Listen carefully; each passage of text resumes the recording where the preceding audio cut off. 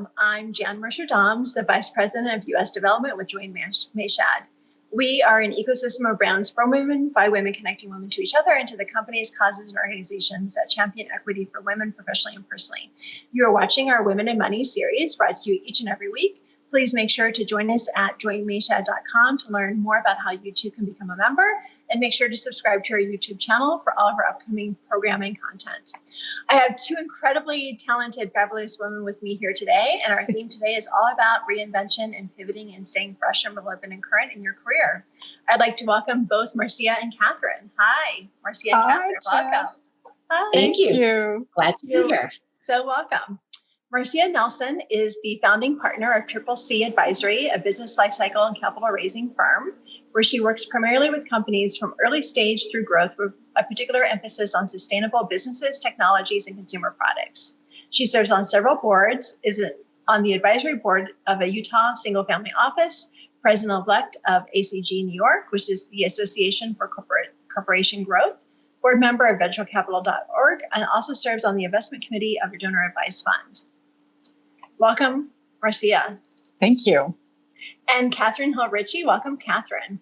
Katherine has worked internally for 5 single-family offices and as an advisor to several prominent family offices and companies through her firm, Private Capital Investments. Her current role is director of Nottingham Spirk Family Office. She serves on the investment committee for the Venture Capital University Impact, chair of ACG New York, Family Office Committee, board member of ACG New York, and Family Office Advisory Board of Tri-State Capital. Wow, so we have a lot of discussion about getting women on boards. I love this. Absolutely. We're champions. Let's jump right in and have that conversation.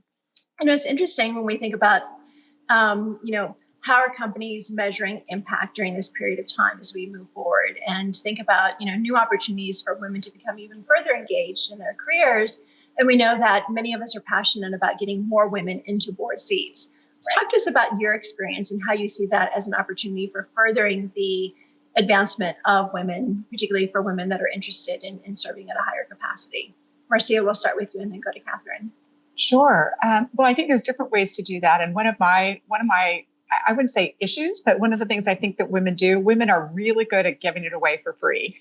So we serve as PTA presidents and cheerleaders and pep club presidents and serve on lots of nonprofit boards. And we raise a lot of money for things that we are passionate about, but we don't realize that those same skills can be used in a for-profit board. And there are other ways that we can institute change in an organization. So a few years ago, I actually served on the board of Women in the Boardroom, which was an organization focused on helping women get to a place where they could serve on for-profit boards. And I think there's a lot of different paths to that. I think some of it comes from professionally, if you're sitting in an accounting firm or you're an investment advisor, sometimes that's a way to get on a board.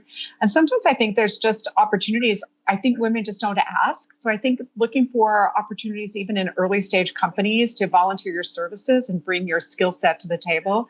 I think a lot of early stage companies would welcome more women to come on their boards and help support them. Thank you, Marcia. Katherine, your thoughts? So I lived in Europe for 7 years, and it's interesting. Europe is a little bit ahead of the U.S. in terms of women on board. So I lived there from 2007 until 2013. And when I left, there was an initiative for 40% of public companies in Europe, listed companies, to have women, 40% of their boards, which is a very aggressive number, but they were given, a pretty long time span. It was 5 or 10 years to reach that goal. But I left Europe with that in the back of my head. So I had been on nonprofit boards for a while. And nonprofit boards, I had picked things that I was passionate about. And sometimes it was a give-get where it was, either you donate $5,000 or $10,000 or more, or you help raise it. So I definitely was in that track of giving it away.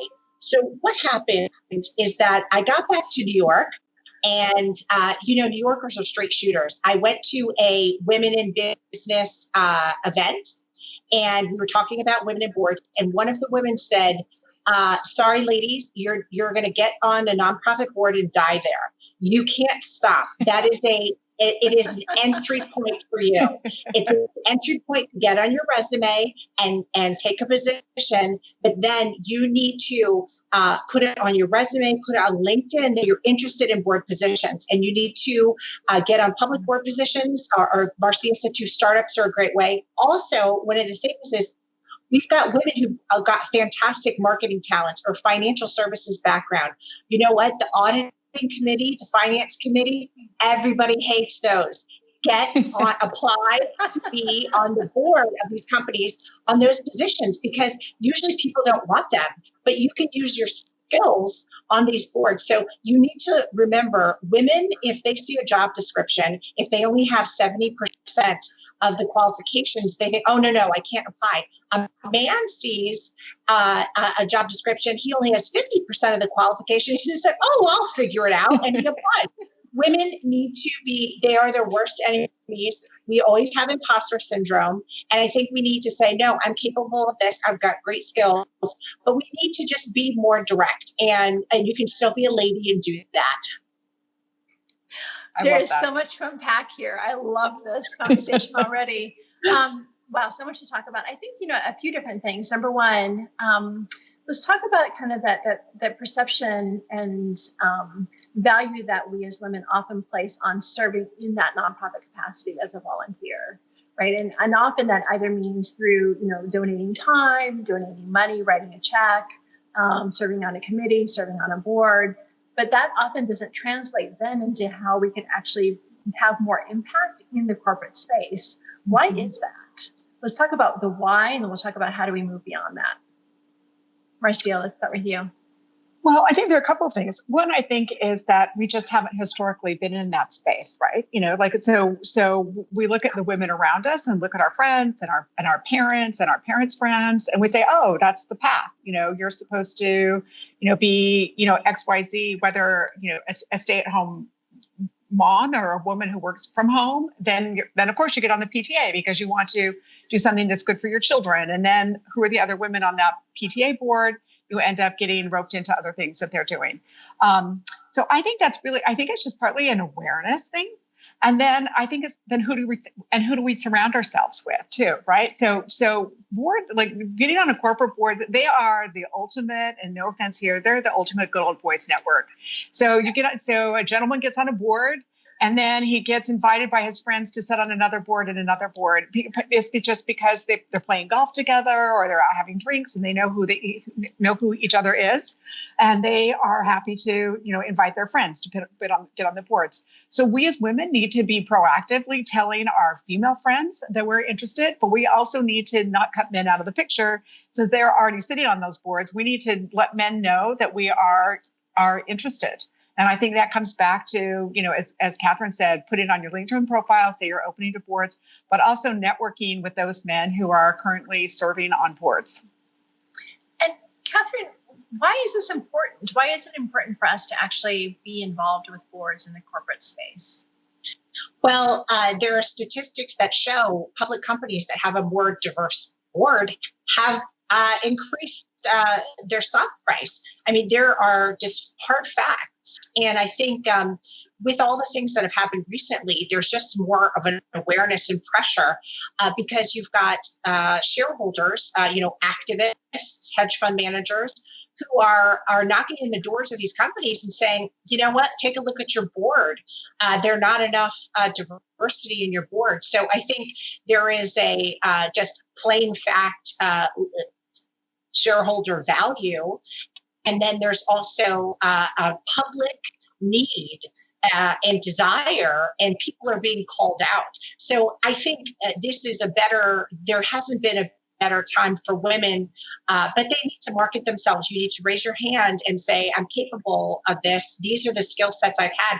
And, women don't give themselves enough credit. Being head of the PTA is being head of the board of something. And those skills that and creating budgets and all of that are skill sets that are transferable, but you just need to market yourself properly. And as Marcia said, tell men and women what you're interested in doing, because, they're not going to come and find you. You have to go and find them.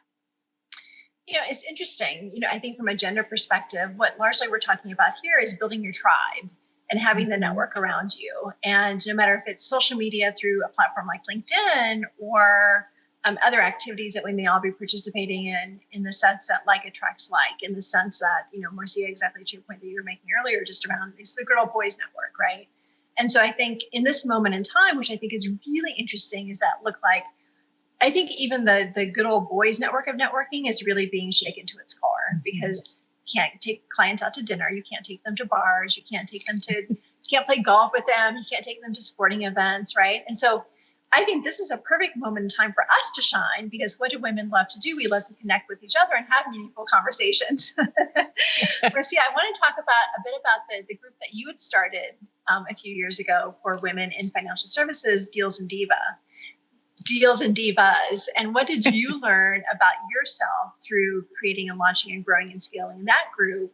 And, what would you inspire all of the women who are part of that to take away, and particularly in this moment in time now, when I think that networking and having your tribe and, having other women support other women is really important as we all kind of think through like what happens next. Yeah, that was a great experience for me. One, it was my first time as truly as an entrepreneur, and I will tell you that I'm not cut out to be an entrepreneur, but I learned a lot, and it actually has made me a better investor and made me a better board advisor, having had that experience. So I would say that's part one. Part two was we originally set out to create a tribe of women, and the idea was to connect women entrepreneurs with potential board members, advisors, and investors. And we realized very quickly that we needed to have men involved. And so when I built out my advisory board, I had half men, half women on my advisory board, because I felt we were being really limited. But one of the things we did with Deals and Divas, at every event, we would have an entrepreneur showcase. And part of that conversation was, let's, as women, as consumers, we have so much power as consumers that we don't even think that we have. And we have an opportunity to buy products from women-owned businesses. And so we leveraged our, entrepreneur showcase to make sure that we were looking at investing in these women, but also looking at buying their products. And just about the time before I shut down Deals and Divas, there was an article, I believe it was Revlon Corporation, hired its first female CEO in 86 years. And I had this aha moment, and I thought, why did I not know that there wasn't a female CEO at the head of that corporation? So why hadn't I never asked that? And two, I thought, wow, what if we all just did what school children did years ago with McDonald's and the styrofoam containers? What if we said, wow, as women, I am not going to buy XYZ product until there's a woman at the head of that. And if we had a single day boycott or a month-long boycott, I could almost guarantee that there would be a woman in a CEO position by the end of that month. And I think we don't realize what our power is. And that's what I really learned with Deals and Divas, that we have a lot more power and we have a lot more options. And I'm just going to add one thing to that. As we talked about nonprofits boards, and what Katherine said is we're happy to get on a board and write a $10,000 contribution check or help raise $25,000. Well, if you can write a $10,000 check to a nonprofit, you can write a $10,000 check as an investor and be part of, and really change how a company is run and be really involved. And I think we have to think about that too, or we can, if you're buying a Birkin bag, you can be an angel investor, right? So I think that's the other thing I learned about at Deals and Divas, that shift from a nonprofit to a for-profit mindset was really valuable for me.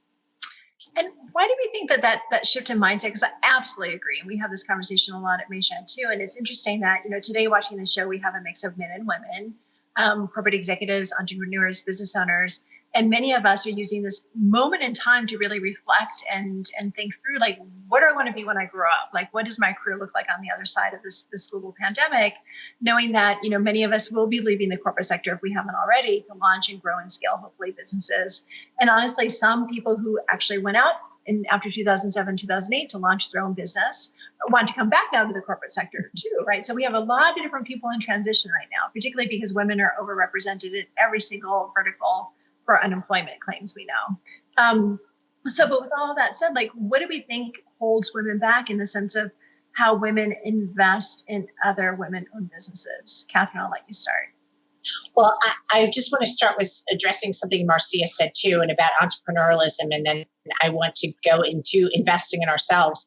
One thing that I learned very early in my career is to stop talking to people my age. I would be sent to conferences and I'd seek out, the gray hair, white hair people because they have knowledge. Talking to people my own age is a waste of time because they're as useless as I was at the time. And so in my 20s and 30s, I had all these gray hair, mentors. And what was the most upsetting thing to me is that when women hit 50, they are fired. And they are absolutely like no man's land. And I was shocked to see this over and over again. And so a lot of women are multiple degrees. We're talking great careers in big corporate America. And they are just set to sail out to sea. And they're left not knowing what to do. And so I, in my 30s, started my consulting firm, always keeping it as a side gig if I needed. So I sometimes was hired full time and I kind of let it go quiet. But I think women need to do that. Everyone, you can set up an LLC and you need to protect yourselves. The side gig economy is very common among millennials, but older women over 40 kind of feel like, no, I need to be hired by a corporation because it gives me credibility and things like that. But I think being entrepreneurial and doing that protects you, because if you're fired, you have a new job tomorrow. You know what? Because you're CEO of your consulting firm doing whatever. So I think that's really important. Secondly, yes, we need to invest in each other. So I love this new term. It's called a Henry. So it's high earner, not yet rich. So I am not a family office. I've worked for billionaires, but I am not a billionaire. I'm an employee. I have my side gig too, my consulting firm. But what I realized too is that so many women, when they do succeed, their returns are incredible, but they bootstrap. They have usually few people on their cap table. And so I was thinking about this, and now that I have a little bit of money to invest, not a lot, so beyond my public 401k equity exposure and all of that, what do I do with my money?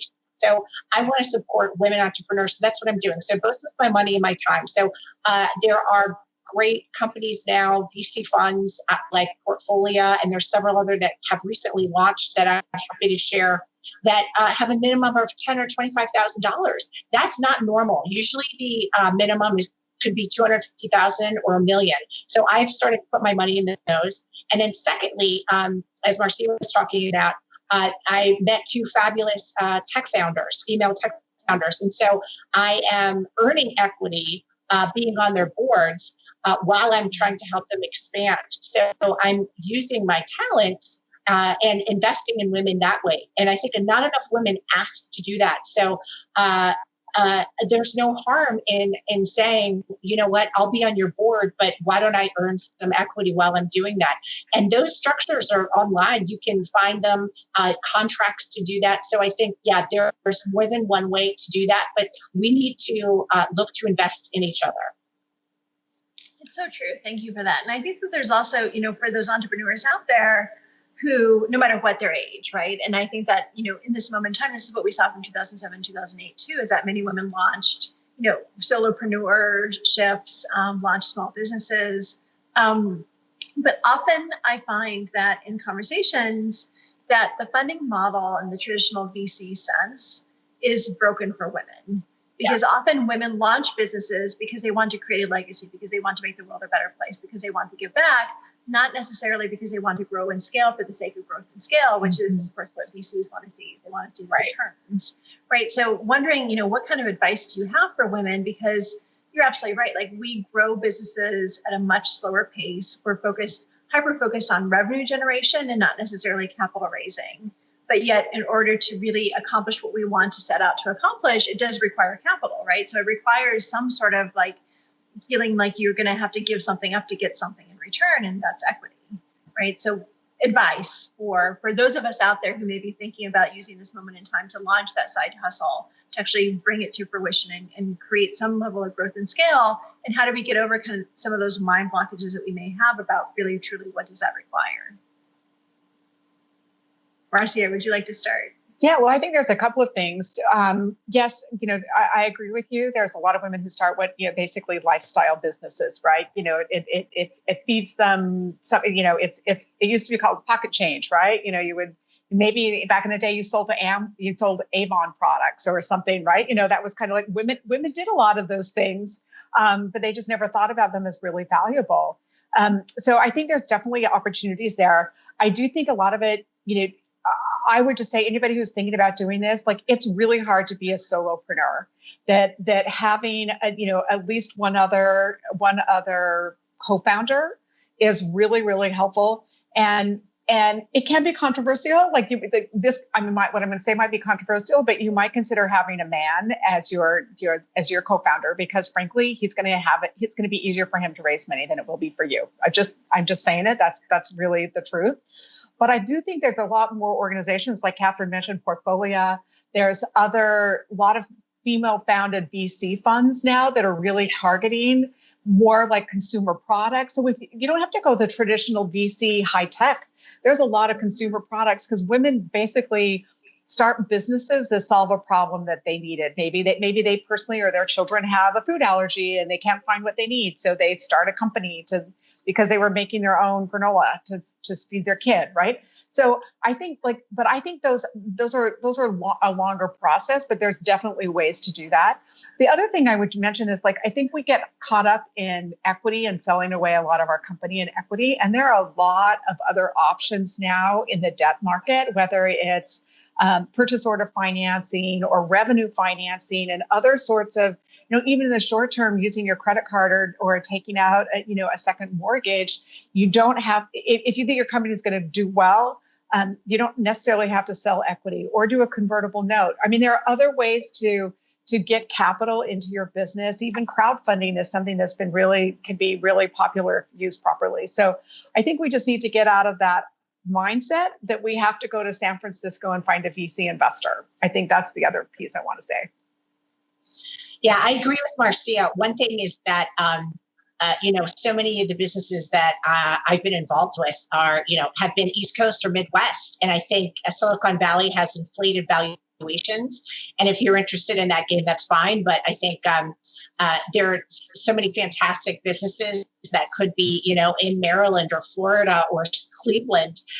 You just have to be a little bit more creative. But I think women do have to decide, is this a lifestyle business or am I interested in the revenue and growth? Because any investor, man or woman, and you're right, Marcia said it, there are tons of new VC funds that are just investing in women, which is so awesome. But they're going to be looking at the same thing. So you have to make yourself competitive. You have to learn to speak the language. You need to get your due diligence room on together. You have to position yourself to be taken seriously. And the funny part is, I know Marcia said it too, I've suggested this to a few women, which is rent a man to be your CFO. A lot of part-time CFOs out there or COO, or what, I know it sounds stupid, but it's true. It's kind of pathetic, but I've seen people do that and it works. But, again, I think, you have to get yourself prepared and ready. And, the two female tech entrepreneurs that I'm working with, they've completely self-funded over, $1 million, couple $1 million themselves until they're ready. But now they're really getting themselves prepared. So if you want growth, you have to be able to answer the tough questions and get yourself prepared. But there are, VCs all over now that are interested in funding women. So you just have to get yourself ready. And there's a lot of advice out there and resources online to do that. Yeah, and I'll add to that. There's just some of the resources. Like there are lots of accelerators, pitch programs. Right. I recommend. Years ago, I actually hired a woman who's a speech and presentation coach because I was going out and giving more presentations. And now she and I are working with some of the companies that I'm advising, and I'm recommending that they hire her to help her with their pitch decks, just help figure out how to be more articulate in learning the language of what an investor is looking for. So there are lots of tools. And I think that women need to think that we always think we have to know everything and we have to do it all ourselves. And I think that we really need to say, okay, well, I'm weak in this area and I can get better so I can hire a coach to help me, or I am never going to be the financial person. And so I'm going to hire a CFO or an outsourced CFO to help me in that market. So also I think women just need to get out of their own way and just accept help and hire smartly and use outside resources.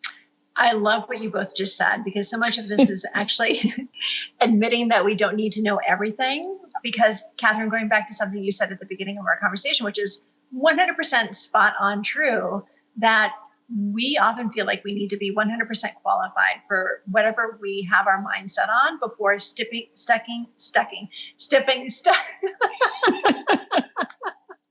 We know where you're going. Sticking the toe in the water and tripping all over it a few different times. Whereas, that's not necessarily always the case for men, because they also know that they've always had that network there to support them, right? Mm-hmm. And I think there's a different meaning that we attach to it too. Whereas we see it as a sign of weakness, men see it as a sign of strength to have their team, their bench around them, right? I'm going to shift a little bit and we've talked about women supporting women. And we've talked about men supporting women, but now I want to talk about women supporting men in the way of how are we all using this moment in time to really think through, what kind of world do we want to build for ourselves and how do we want to be on the proactive side of creating that? And there aren't many people that actually talk about the value that women actually can bring in their support of men. Let's talk about that and get your thoughts on that. Katherine, we'll start with you. Well, I think that's a really interesting point. I think that in this time where there's a highlight in diversity, men know that they need to include women on their boards, for example. So, help them out and say, I can be a resource. I can introduce you to 20, top female executives, because I think a lot of times, and I've heard this, and, I cringed, but I've heard this because a lot of men like, oh, well, I don't know, there are not enough women out there that are qualified. That is not true. It's just they don't know them. So be a resource, offer to be a resource and a connector, because women are comfortable doing that. They're comfortable being a connector. And I think offer them that as a resource to say, I can connect my network of fabulous women in marketing or in private equity or something like that, because men need that support too. And I think that's a good way to do it.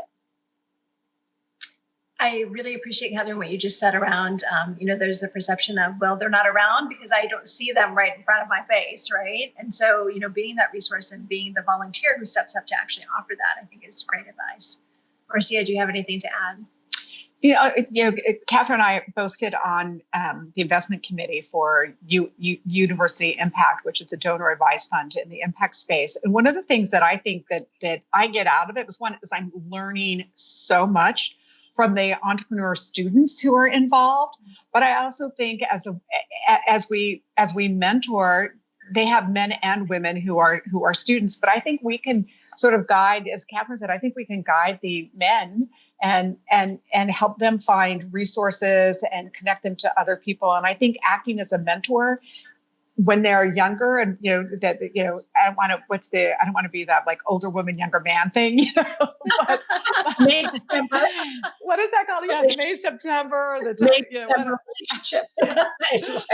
But I do think that but I think if they can become comfortable with us as mentors now while they're in college, they'll be more willing to seek out female mentors in their careers, which I think benefits everybody. So I think that's another thing too, is just taking on opportunities to sponsor and mentor young professionals, men and women. I think is a good advice for us. Don't you also find that this time is also very confusing, right? So we're in the middle of a pandemic. Here we are. But then also right on the back of, the hashtag Me Too movement too, which, right. Rightly so brought to light so much of the discrimination and sexual harassment and abuse that we've all tolerated for decades.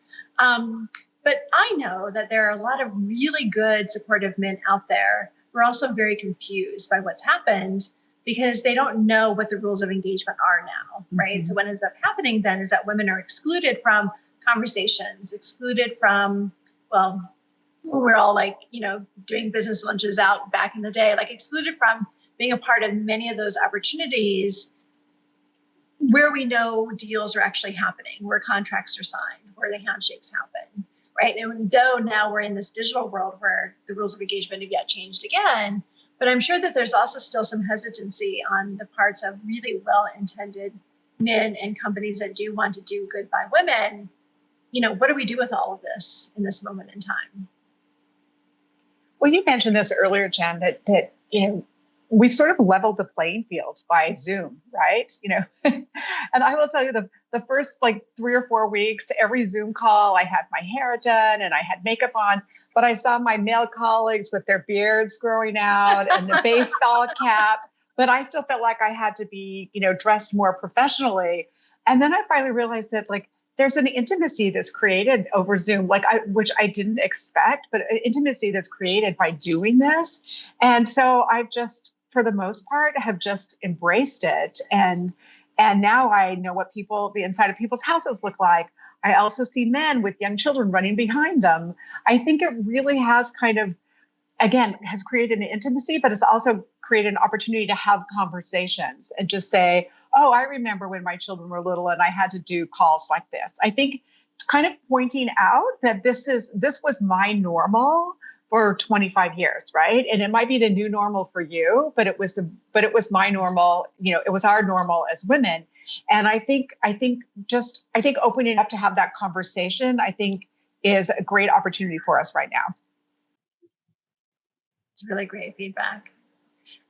You're absolutely right in the sense of, we've been doing this for a long time, right? And so we're flipping the tables in a way where it's, I think, the most part, many men are experiencing this in very different ways now.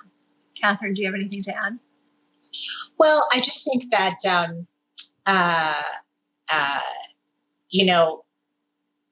when you're in leadership roles, as a woman, you're sometimes alone. And so I think I always ended up sometimes being the only woman in the room or at a board or in a certain position. And so I think I always tried to just find really things in common. And I don't have children, so I know this is going to be a controversial thing to say, but women end up talking about their kids and men don't do that often in conversations. And so I think we need to, when we're in leadership positions, really exemplify professionalism and not that talk about your kids as a professional, but it's just there's default conversations. And also, hold yourself out.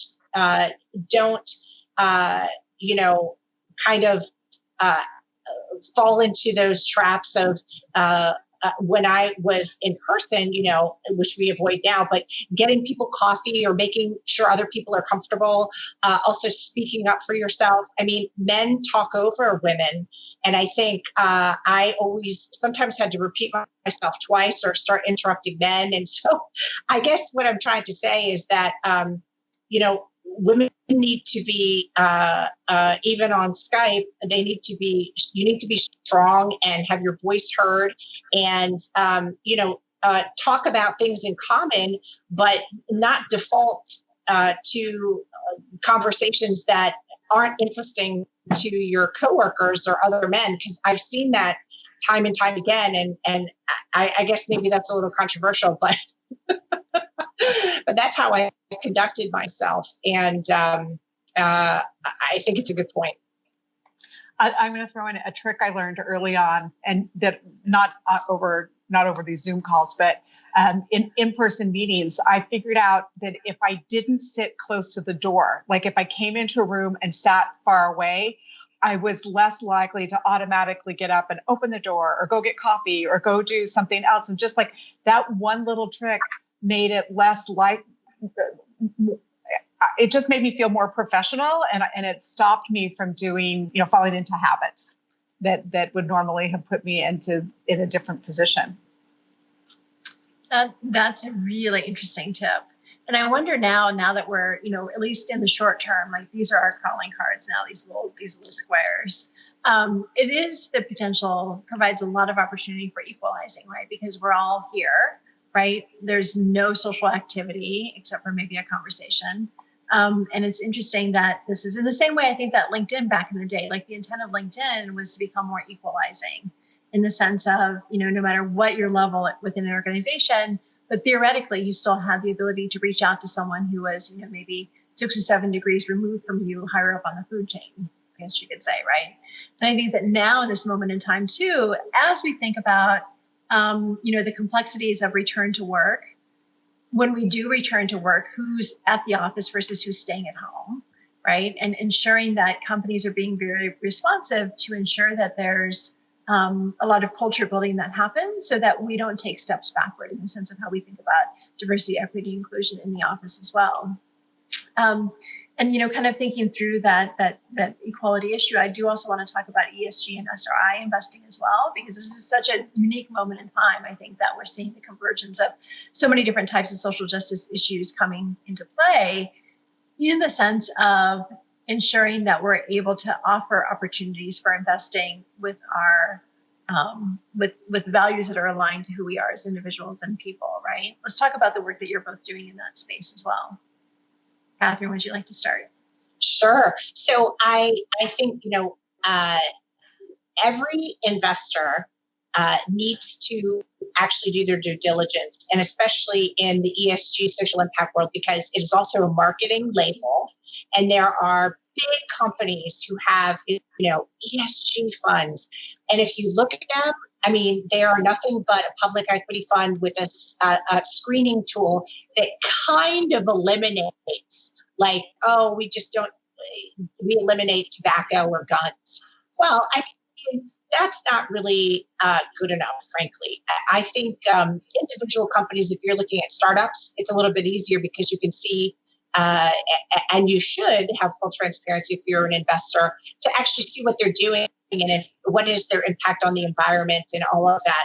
But I think a lot of people end up at first dipping their toe in a fund, but you have to be very careful that you're not just being hoodwinked by somebody who said, hey, let's just slap a label on it and raise money, to make sure what they're actually doing. So that's an important part, which is just, been kind of upsetting because they've raised a lot of money in some instances. So I think women especially, and what's going to happen with the baby boomers is, as we said, dad dies first, mom inherits the money, and usually she switches her financial advisor who never paid any attention to her, and she ends up putting a lot in philanthropy, which is wonderful. But now with this importance of ESG investing and SRI and social impact, she could actually use that money and support these entrepreneurs for doing good and make money at the same time. So I think mom doesn't have to just turn to philanthropy, or millennials who are going to inherit as well. They can look to really help the world. I mean, there's fantastic things out there. There are fantastic entrepreneurs around sustainable materials and business models. And it's just, if you dig a little bit, it takes a little bit of work. There are really great opportunities out there. So I think it's just make sure that you do your due diligence. Thank you, Katherine. Marcia. Yeah, and I think part of the ESG SRI conversation is to really figure out what's important to you too, right? And I think, and it's a continuum. So you can start with the screening. So you can say, I'm not interested in companies that don't have a women on their board or have female CEOs. And there's organizations like parity.org where companies are taking the parity pledge. So you can start with an organization like that and say, okay, which companies have taken the parity pledge? That's like screening number one. Then if you want to get deeper into it, you say, like, I really want to save the oceans. And then maybe you want to like narrow it down to like, okay, I really care about plastics. And there's an organization called the GIN, GIIN, and another one called Tonic. So think gin and tonic, TONIIC. But both of those organizations have networks where they have informational interviews, they have screening processes for different companies, they look at different funds. And those are great resources to kind of get started. And so I would recommend people start with some of those big organizations and then say, like, what's available there? and figure out like, and then pick up like start like, and then just like you would do any other investment thesis, say, okay, I'm going to take 2% of my net worth or portfolio or my investable assets, and I'm going to start putting money here. And maybe my goal is to be 50% impact SRR ESG, but you don't do that right away. You don't do that, today. You still want to figure out what the long-term plan is.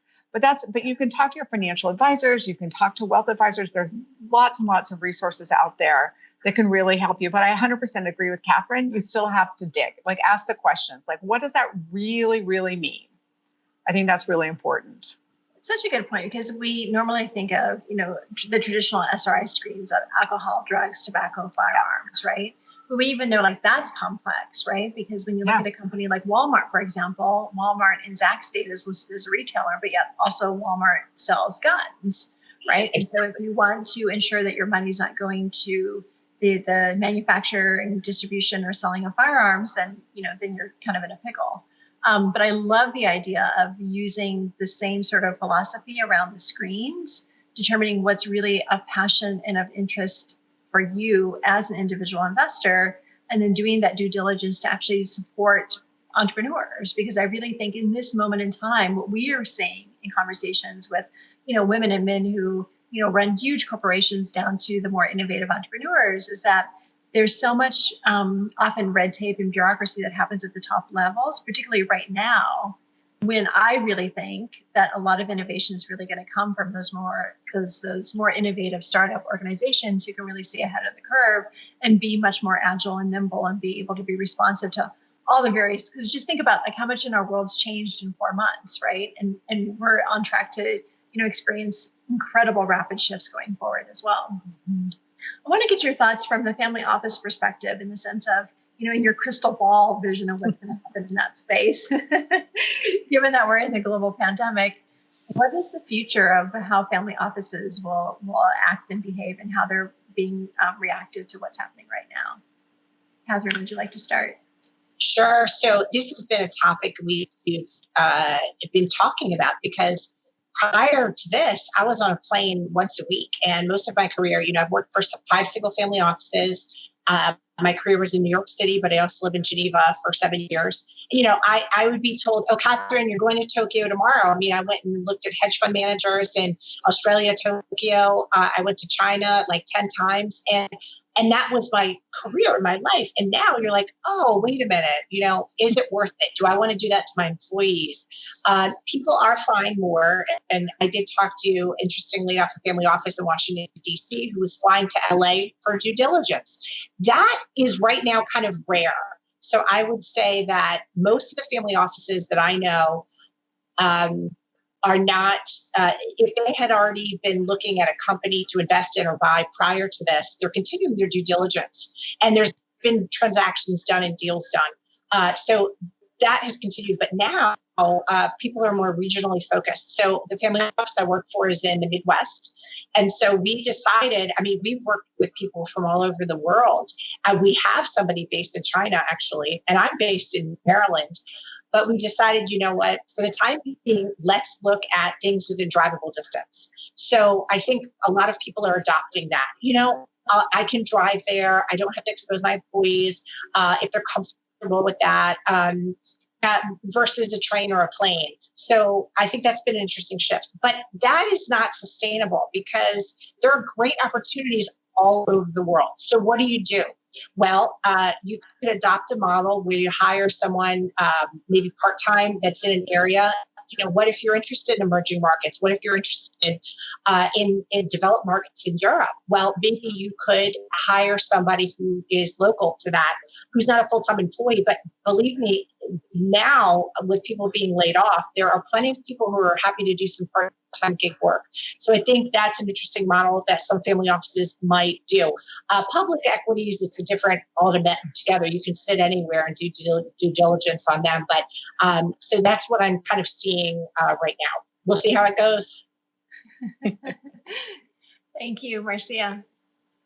Yeah, I see the same thing that Katherine has seen. But one of the things I hear oftentimes that people say is, if you've seen one family office, you've seen one family office. So I think it's really important to keep in mind that family office is like this really great umbrella term, and a lot of early entrepreneurs think that if they just got family office money, they would be able to survive. And I think 10 years ago, family offices were really seen as, frankly, as dumb money, like that, and they were treated as dumb money. If you couldn't get an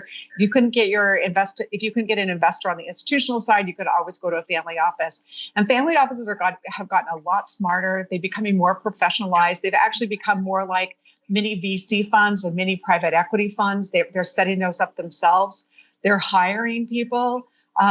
But they also tend to invest where they're passionate about, whether it's things alongside their philanthropic arm. So again, if I'm using this, Save the Oceans, so maybe their philanthropic dollars are going into Save the Oceans, and maybe they're also then investing some impact dollars, some donor advice funds in plastics companies. So there's a little bit of alignment there, which I think is really important. And then the other thing I think a lot of families do is, where do they make their money? So I have a couple of relationships with family offices that made their money in one family made its money in aerospace and defense. They sold their company, and now they're looking to buy other aerospace and defense companies or similar companies because they know that space. So I think that's really important to hear. And my batteries popping up that it's getting low. So I think that, so I think, and I guess maybe that, if I were to say first, second, third, my third thing is that there's a lot of younger, like next gens. People talk a lot like the next generation, the wealth inheritors. They don't really control the assets. So everybody thinks that, I'm going to get a next gen to invest in me. Those next gens tend to be more angel investors for the most part. And again, also investing in things that they are passionate about, or investing in companies that their friends are starting, or maybe they're launching a company themselves.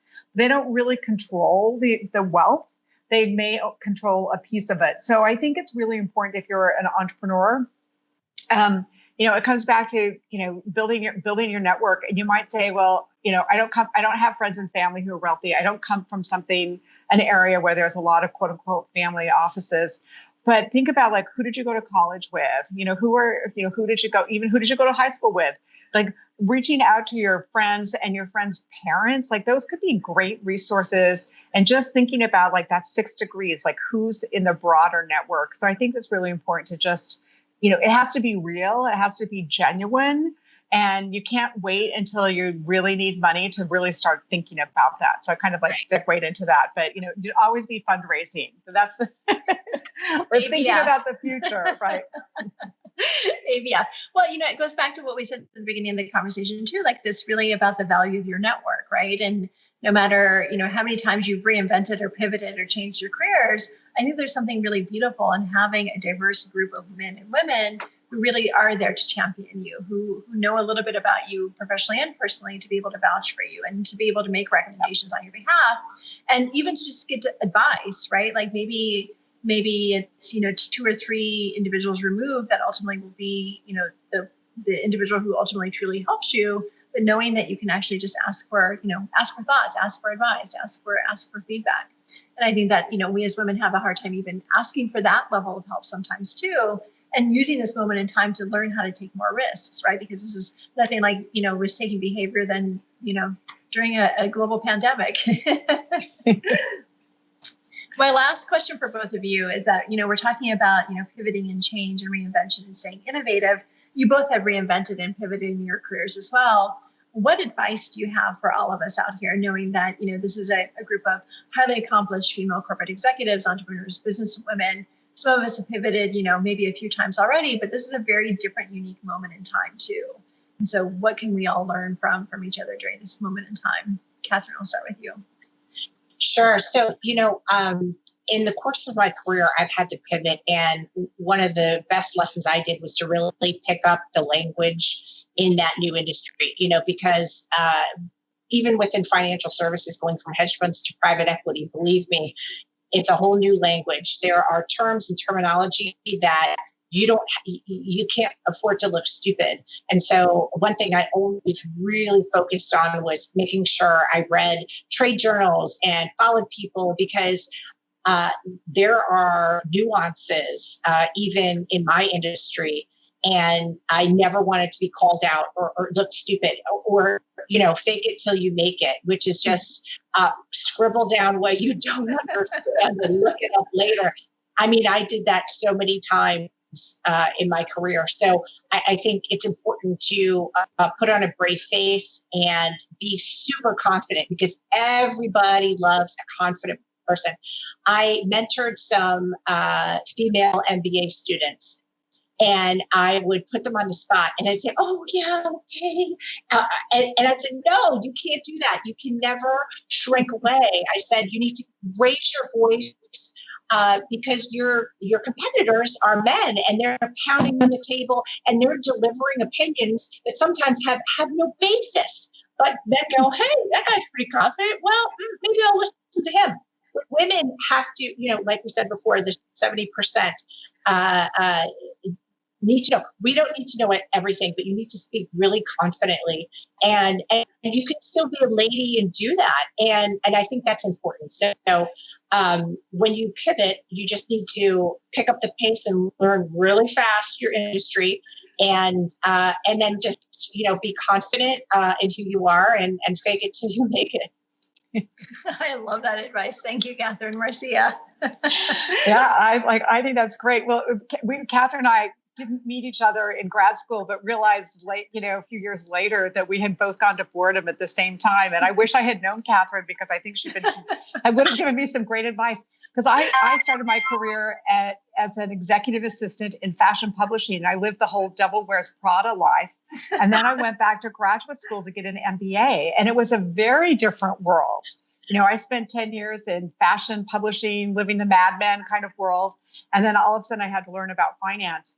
And back to something I said earlier, I actually reached out to people in my network, especially I was taking an options class, and I just could not understand it. And I just basically had a friend who tutored me in that class. And then and I said this earlier, hiring people, finding people who are smarter than you, and leveraging them, I think is really, really important. The other thing is, I always tell people, never make an enemy, because you never know when that person's going to show up again in your life, right? Or when you're going to need that person. So always leave, even when you leave a job, always leave on good terms. Always make sure that even if it was an uncomfortable situation. So I worked for some family offices before, and one of the people I worked for, a gentleman who's in his 80s right now, and he's retired, and I still talk to him 2 or 3 times a year. He calls me for favors, and he says, "Marcia, you're the most networked person I know." He'll call me if he's mentoring somebody who needs some help. So we have this incredible give and take.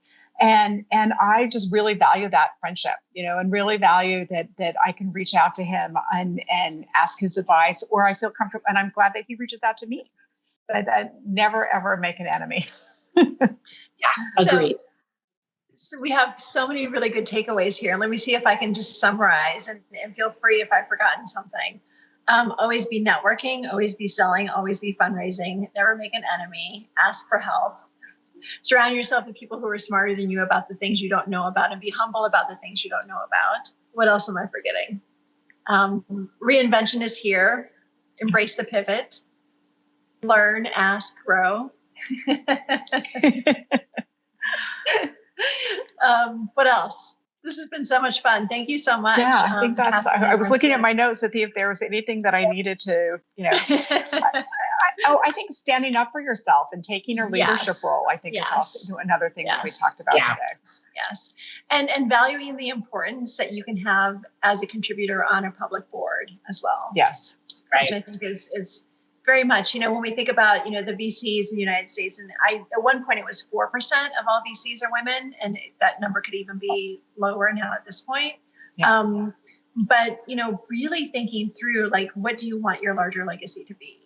Right. And being a part of how we really move forward. Because I think that this is, and using Zoom as the great equalizer. Exactly. But I think there's so much in this moment in time that, yes, and I think we're all going through this in very different ways, right? And experiencing the hardships of it. And it's not easy, no matter where in the world we're located geographically. But really using this time to think through, okay, so what is the greater contribution that we all want to make to the planet, to the world? And who do we want to surround ourselves with in the sense of, what kind of energy do we want to have in our worlds? And who do we want to carve out a space with in the sense of how we lead and how we mentor and how we grow? So here's my last question for both of you. What advice would you give to your 16-year-old self today? Well, one is, you can't let other people's opinion of you influence you. That happened too much.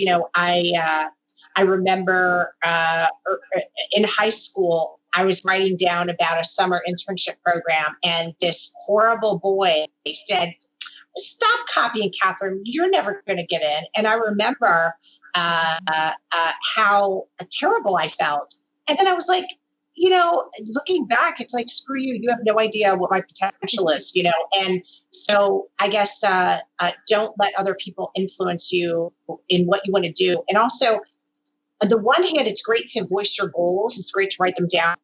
But sometimes there are people in your life, in your family, or maybe who you grew up with, who are just going to be negative. And so, unfortunately, sometimes you can't share your dreams with them. You have to find a supportive network. So I would have told my 16-year-old self, screw them.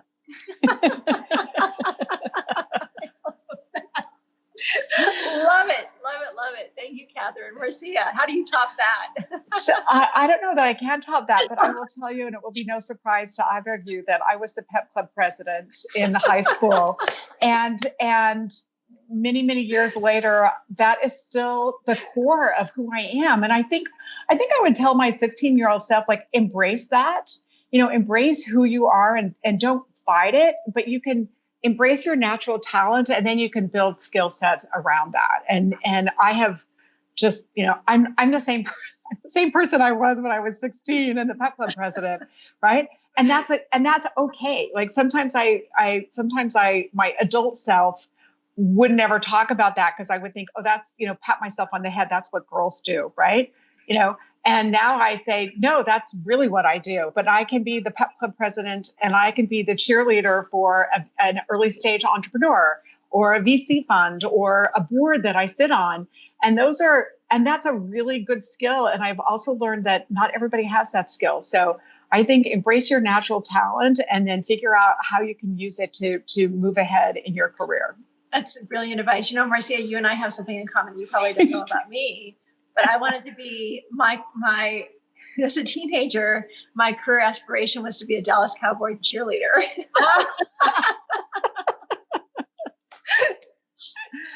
See, and there's nothing wrong with that. Those cheerleaders make a lot of money. Now look at us. We're cheering on the world. Exactly. Oh my gosh, Marcia and Katherine, thank you so much for being with us here today. And we'll definitely would love to have you both back.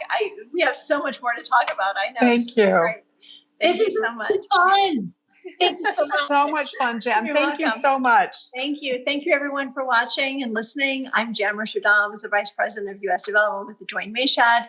Please, again, make sure to visit us at joinmayshad.com and subscribe to our YouTube channel. Every week, we host Women in Money, our diversity, equity, inclusion show, and we kick off each and every week with our clinical in-house resident clinical psychologist, Dr. Risa Riker. Thank you, everyone. See you next time.